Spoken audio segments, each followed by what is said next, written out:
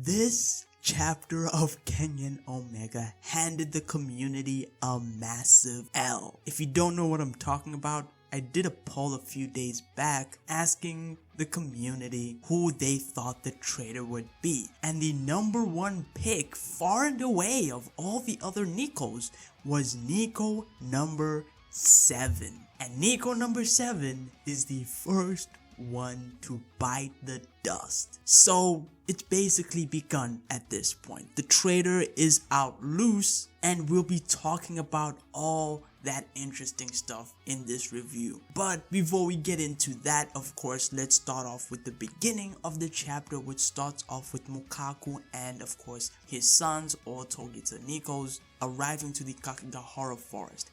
And during this time, it seems as though the Kakigahara forest was a tourist site, although this has changed because Oma says he doesn't even remember seeing tourists when he went there with, of course, Togita, his master. And so this is more than likely due to the influence of the inside growing over time, so this isn't necessarily a contradiction. One of the reasons could be because, of course, we now know the inside gets bigger and bigger over time. But Mukaku arrives there with his sons and they're kind of treating the trip a bit more casually, right? A few jokes here and there. Red Pseudo is kind of sleeping in the middle of the story and it starts off fairly wholesome. And of course, we now know that there's a traitor among them. And Mukaku leads them into the inside of the Kakigahara forest and he notes the fact that, okay, it's probably hard to come back from this area because of the magnetic field.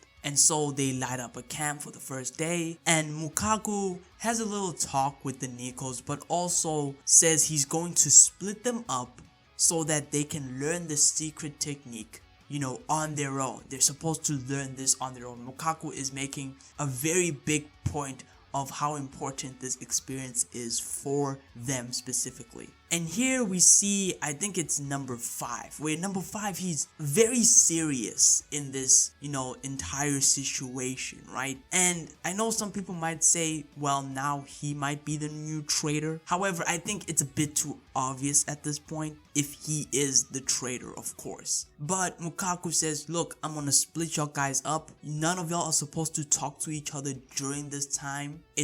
You have to focus on your own survival. And so he gives them that, instruction, and they have a little drink before the time comes. And it is around this time where Mukaku because he's narrating the story, so he says this is the last time they sat down as a family. And this is more than likely where the killings start to happen. We then cut to 1 week later. So it's been 7 whole days. And Mukaku finds Nico number 7 dead. Now, for all we know, as of right now, the 7th Nico is the only one that is confirmed dead. So there could be other Nikos as well that have already passed at this point, because enough time has passed, at least when it comes to that possibility. And it seems as though he was stabbed in the back, of course, to death. Although it seems like there was a bit of a struggle, so probably one of the traitors landed a blow on the 7th Nico, and then there was a small tussle after that.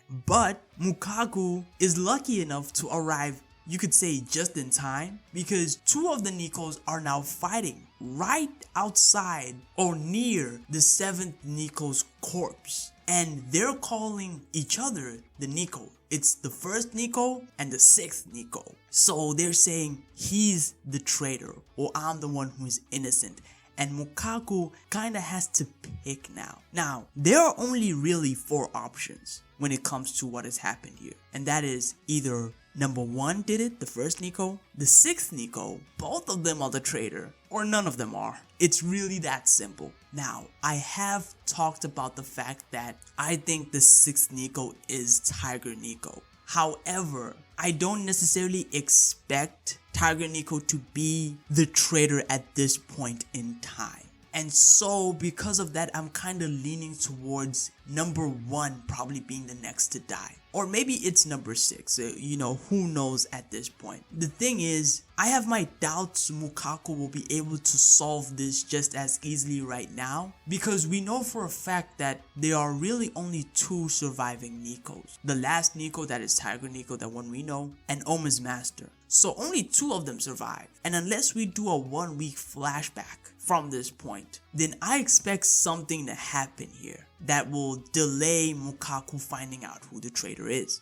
But it's already begun, right? It's already some Among Us action going on, and it's on Mukaku's shoulders. And Mukaku kind of makes the logical deduction that there has to be a traitor, because number 7 was stabbed in the back. So someone he trusted stabbed him in the back. So again, this more or less confirms the traitor theory. I know maybe there's a few people lurking out there, if there are some people who still believe in one of the failed Nikos coming back to the Kakigahara forest incident, somehow following. We did talk about them briefly. The fact that they haven't heard from them in such a long time. I think that will be important, because it was brought up at this specific moment. Why is that?